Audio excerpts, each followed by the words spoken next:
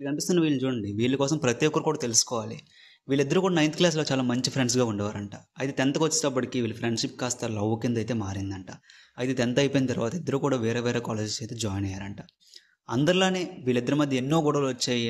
ఎన్నెన్నో వచ్చాయంట. బట్ ఏ రోజు కూడా వీళ్ళిద్దరు విడిపోలేదంట.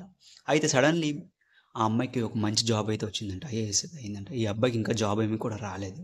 అయితే వీళ్ళిద్దరూ కూడా మ్యారేజ్ చేసుకుందామని ఫిక్స్ అయ్యారంట. తెలిసిందేగా ఆ అమ్మాయి వాళ్ళ ఇంట్లో అయితే ఆ అబ్బాయిని అయితే ఒప్పుకోలేదంట. అయితే ఆ అమ్మాయి ఒకటే మాట అన్నదంట. నేను చావైనా చస్తాను గానీ ఆ అబ్బాయిని మాత్రమే పెళ్లి చేసుకుంటా అని చెప్పి. ఇంకా ఆ అమ్మాయి అంత గట్టిగా అనేటప్పటికి వాళ్ళ ఇంట్లో వాళ్ళిద్దరికి మ్యారేజ్ అయితే చేశారంట. అయితే ఇక్కడ నేను చెప్పాల్సిందేంటంటే చాలా మందికి ఫస్ట్‌లో ఉండొచ్చు. బట్ ఎక్కడో దగ్గర స్టాప్ అయితే అయిపోవచ్చు. బట్ వీళ్ళిద్దరిలో కదా నిజంగా లక్కీ కదా చాలా.